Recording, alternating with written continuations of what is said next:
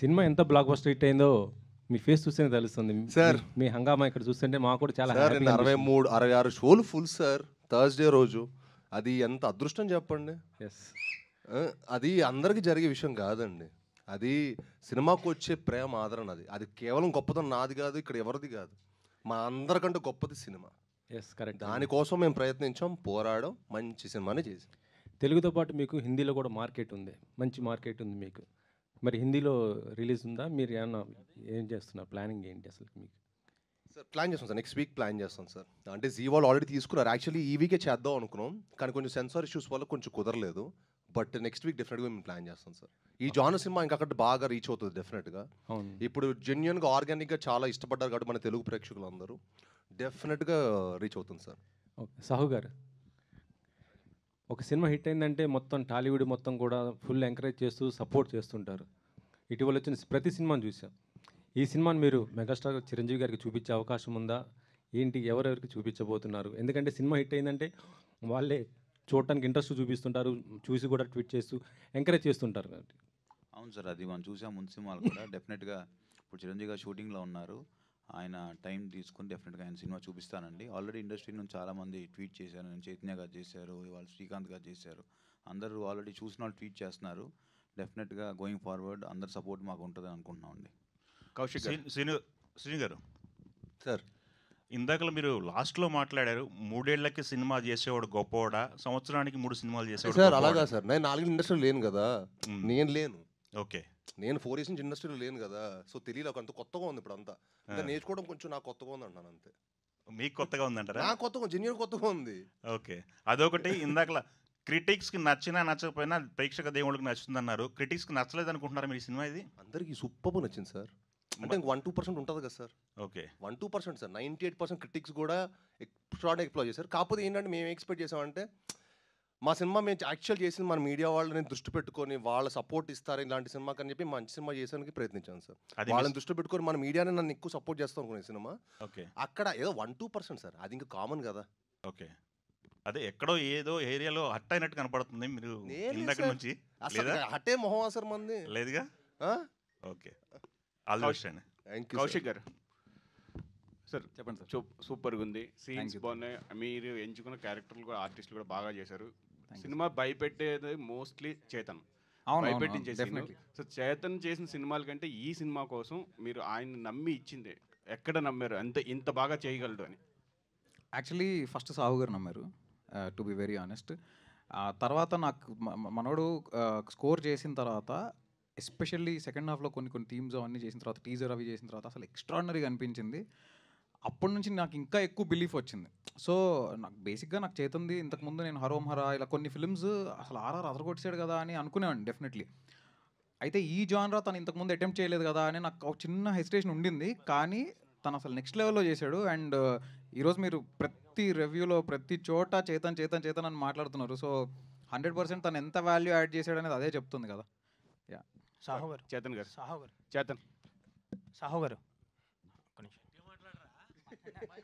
సాహు గారు చెప్పండి. శ్రీను గారు అన్నట్టు ఫస్ట్ కొంచెం లిమిటెడ్ స్క్రీన్స్ వేశారు ప్రీమియర్స్, తర్వాత పెంచుకుంటూ వెళ్ళారు. ఇప్పుడు నెంబర్ ఆఫ్ స్క్రీన్స్ కనిపిస్తున్నాయి, హౌస్ఫుల్స్ కూడా పడ్డాయి. సో డే 1 ఎంత ఎక్స్పెక్ట్ చేయొచ్చు సినిమా నుంచి, ఎంత కలెక్ట్ చేయబోతుంది సార్? నెంబర్స్ ఇప్పుడైతే నేను చెప్పలేనండి.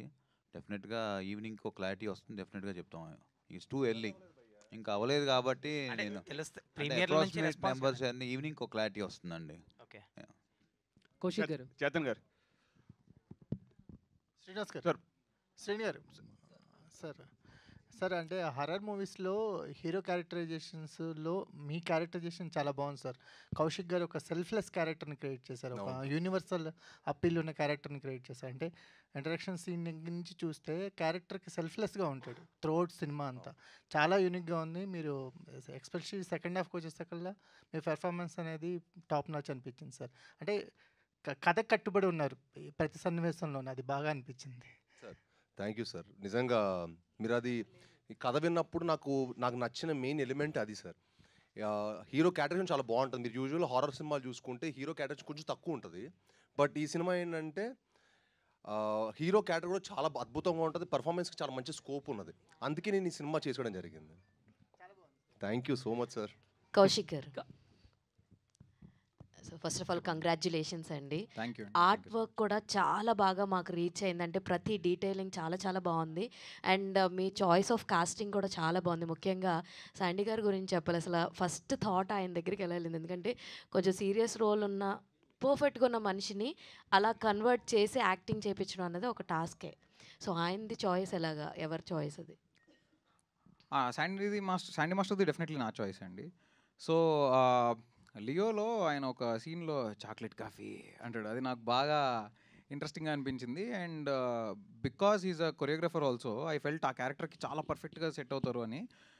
సో నేను ఆయన కలవడం జరిగింది. ఆయన ఆఫీస్కి వచ్చారు. కలిసినప్పుడు నేను చెప్పి ఒక సీన్ ఆయన జస్ట్ ఊరికే ఇలా పర్ఫామ్ చేసి చూపించగలుగుతారని అడిగాను. ఆయన చేసిన వెంటనే అసలు ఇంకా ఈయన తప్ప ఇంకెవరు దీనికి బాగోరు అని అనిపించేంతలా చేశారు ఆయన.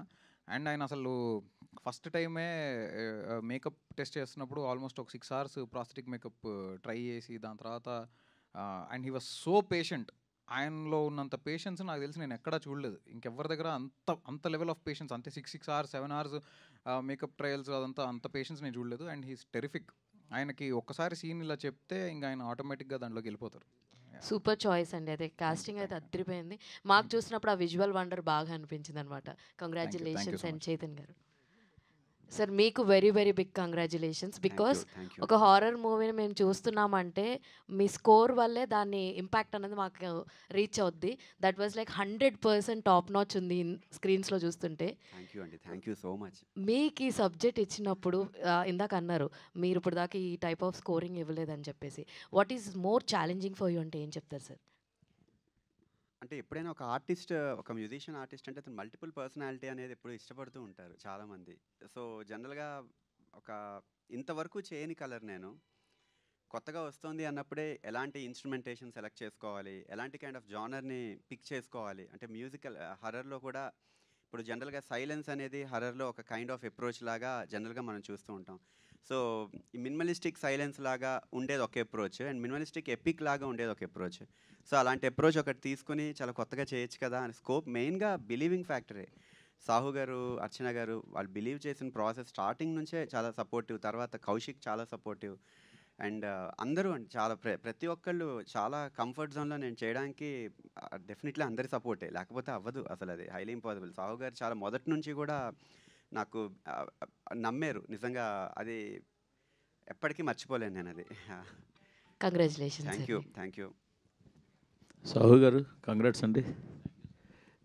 సరే ఇప్పుడు దాకా ప్రశాంతంగా ఉంది, మీరు వచ్చారు. అయితే వెళ్ళిపోతాం సార్.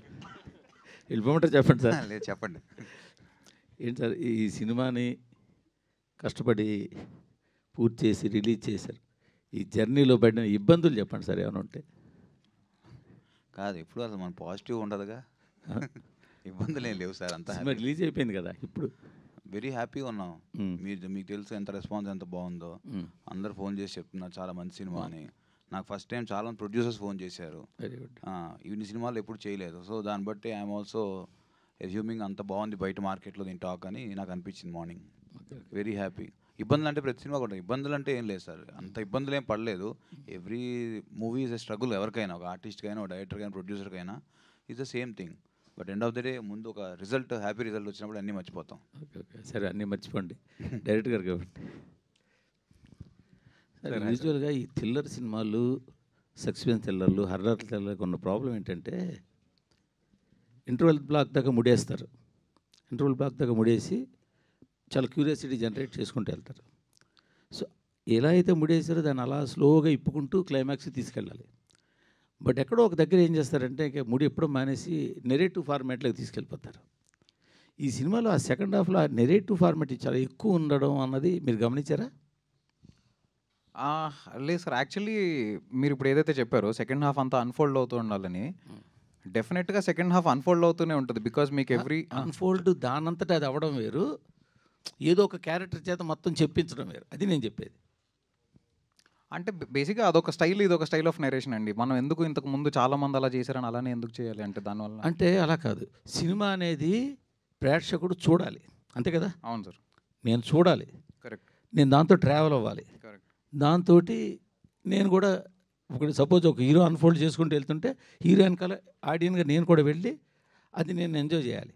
Correct sir. హీరో కూర్చోబెట్టి అనగనగా ఒక రాజు అని కథ చెప్పేసుకుంటూ ఇది ఇలా జరిగింది, వాడు ఇలా వెళ్ళాడు, వాడు వెనకాల వచ్చాడని చెప్పేస్తే ఇంక నాకేం ఎంజాయ్మెంట్ ఉంటుంది? మరి ఎందుకు సార్ ఇంతమంది ఎక్సైట్ అవుతున్నారు? సినిమా బాగోలేదని నేను అంటలేదు, అది ఎక్కువైంది ఈ సినిమాలో అని అంటున్నాను.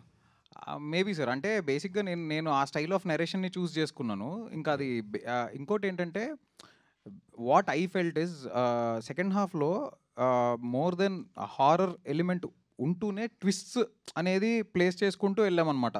సో అది నాకు హై ఇచ్చింది రాస్తున్నప్పుడు.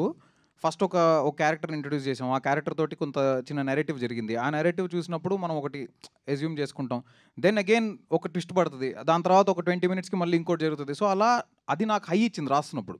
So that is one of the major reasons why నేను ఆ ఫార్మాట్ చూస్ చేసుకోవడానికి అది one of the major reasons sir, అంతే. రెండోది కూడా ఏంటంటే ఇప్పుడు సినిమాలో మేజర్ ఫ్యాక్టర్ ఏంటంటే ఒక క్యారెక్టరు ఒక వస్తువులో, ఎందుకంటే నేను అలా ఎందుకు మాట్లాడుతున్నానంటే స్పాయిలర్స్ ఇవ్వడం కోసం. కరెక్ట్. ఒక క్యారెక్టర్ ఒక వస్తువులో వాడు దాన్ని బాగా విపరీతంగా అటాచ్ అయ్యి ఉన్నాడు.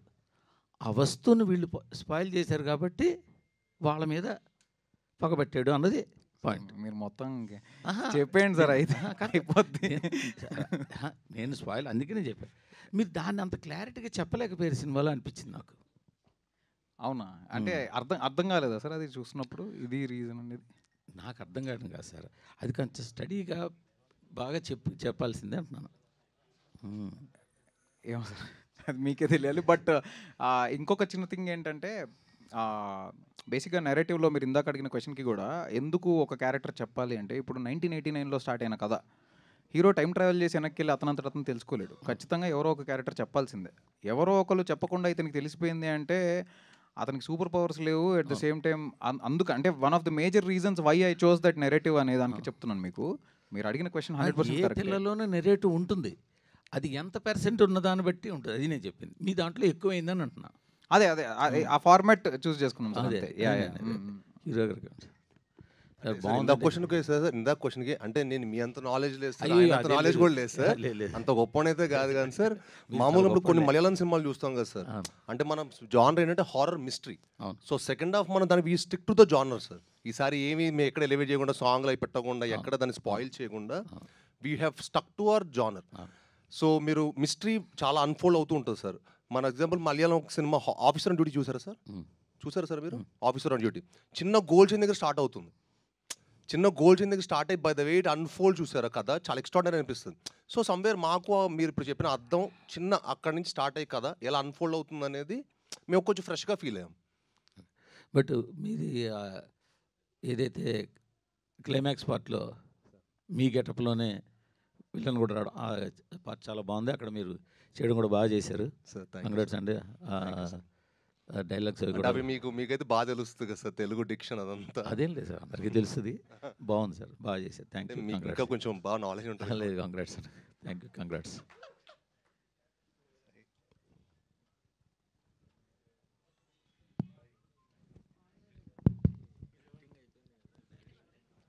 సార్ ఇంకోటి ఏంటంటే మాది చిన్న సార్ మూర్తి గారు, కొంచెం మాది చిన్న మిడ్ రేంజ్ సినిమా సార్, కొంచెం మీరు సపోర్ట్ చేసి మీరు అందరూ ఈ సినిమాని ఎంకరేజ్ చేయాలి సార్. అదే సార్, మీరు కూడా అందరూ చేస్తే బాగుంటుంది సార్. డెఫినెట్గా మాది చిన్న సినిమా, ఎందుకంటే మేము 20 కోట్లు తీసాం, 100 కోట్లు పెట్టలేదు సార్ సినిమాకి, 20 కోట్లు తీసాం. అవును ఉన్నారు సార్, తప్పుడు రెమ్యునరేషన్స్ కాకుండా సిఓపి చెప్పాము సార్ మేము. అదే సార్, మీరు రెమ్యునరేషన్స్ కాదు కదా సార్, సినిమా కూడా చూడండి సార్. సినిమా స్క్రీన్ మీద ఏం కనిపిస్తుంది అది ఖర్చు సార్. మీకు ఖర్చు అవుతుంది ఇక్కడ, ఖర్చు ఏంటంటే సినిమా మీద కనిపిస్తుంది సార్, స్క్రీన్ మీద, అది ఖర్చు.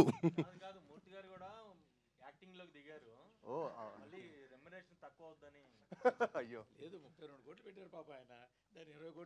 అదే సార్, అదే సిఓపి సార్. సిఓపి అంటే cost of production sir, cost of production చెప్తాను సార్. సాయి సార్ ఇందాక క్లైమాక్స్ గురించి చెప్పారు కదా, జనరల్గా హీరోలో కూడా దెయ్యం ఆవహించడం అనేది చాలా రేర్ ఎలిమెంట్. సో అటు హీరోయిన్లోనూ ఇటు హీరోలోనూ దెయ్యం ఆవహించే సీన్స్ ఉన్నాయి కదా క్లైమాక్స్లో. ఫస్ట్ డైరెక్టర్ ఇలా ఉంటుందని చెప్పినప్పుడు నువ్వు ఎలా ఫీల్ అయ్యావు? అదే నాకు కొత్తగా అనిపించిందండి, ఎందుకంటే ఒక మామూలుగా మీరు హారర్ మూవీస్ ఇలాంటి చూస్తున్నారు అనుకోండి, ఇలాంటి జానర్లో యాక్చువల్లీ యాక్టర్కి పర్ఫార్మెన్స్ కొంచెం తక్కువే ఉంటుంది, స్కోప్ చాలా మీకు నరేషన్ పార్ట్ కానీ డైరెక్షన్ టాలెంట్ ఎక్కువ ఉంటుంది. బట్ ఈ సినిమాలో ఏంటంటే అన్ని కథతో పాటు హీరో కూడా ఒక మంచి పర్ఫార్మెన్స్ ఉన్న క్యారెక్టర్ సార్. మంచి పివోటల్గా ఉంటుంది, మంచి ప్రాధాన్యం ఉంది. సో అది నాకు ఎగ్జైట్ చేసింది అనమాట. ఇది కొంచెం ఫ్రెష్గా అనిపించింది. ఎట్ ది సేమ్ టైం నాకు హారర్ మిస్టర్ థ్రిల్లర్లా అనిపించింది సార్ కథ విన్నప్పుడు. It's just not a horror film, it's a thriller also. All the best. Thank you sir.